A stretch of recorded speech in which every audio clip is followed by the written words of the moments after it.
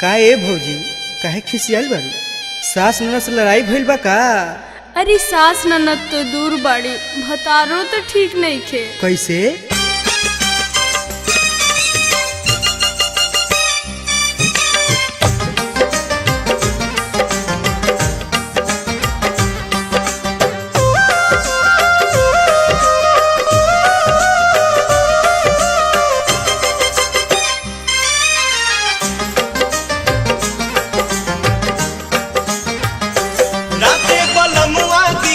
गारी हो तरकारी के बिना ना, राते बलमुआ दिहले गारी हो तरकारी के बिना ना। एक तो में गारी दिहले दूसरे में मारी दिहले, एक तो में गारी दिहले दूसरे में मारी दिहले। आओ पर सास लाला का रस हो तरकारी के बिना ना, ओह पर सास लाला का रस हो तरकारी के बिना ना।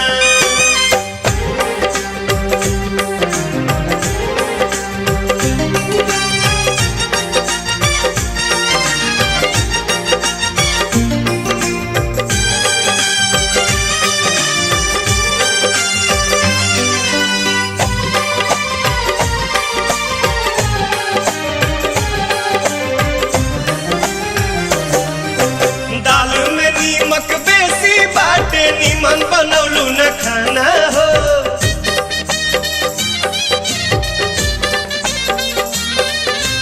खोजी खोजी कौनो बहाना हमारो मारस बलमुआ ताना हो।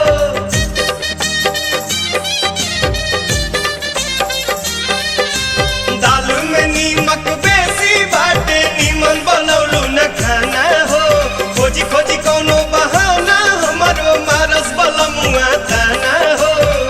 बढ़ चढ़ के बोलेली बोलिया छोटा की ना दिया हो, बढ़ चढ़ के बोलेली बोलिया छोटा की ना दिया हो। देवर वो करेला फूटानी हो तरकारी के बिना ना, देवर वो करेला फूटानी हो तरकारी के बिना ना।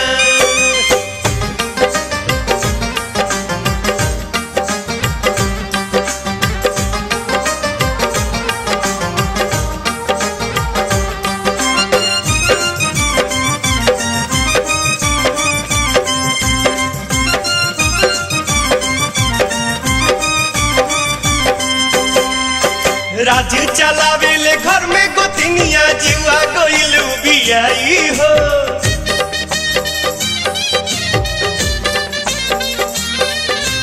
दू चार दिन में चली हम जाइब नैहर से भाई बोला भाई हो।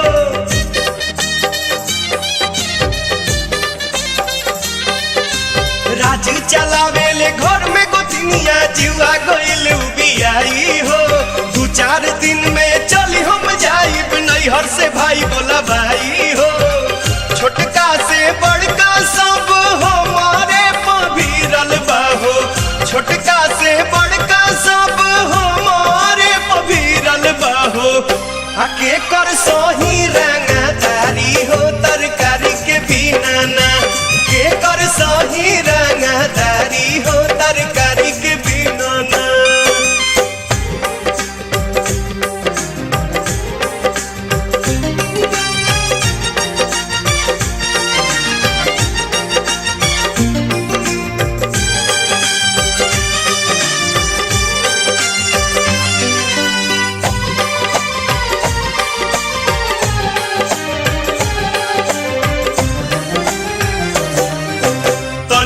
बात पर रोजो रोजो हो खाता घर में झमेला हो।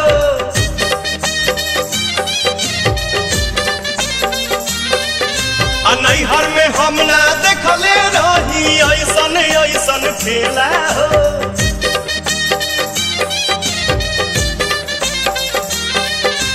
तनी तनी बात पर रोजो रोजो हो खाता घर में झमेला हो। नैहर में हम ना देखले रही ऐसन ऐसन खेला हो। खाला में ढाह दिहले हमके बाबू माई हो, खाला में ढाह दिहले हमके बाबू माई हो। माथा भइल बाटे भारी हो तरकारी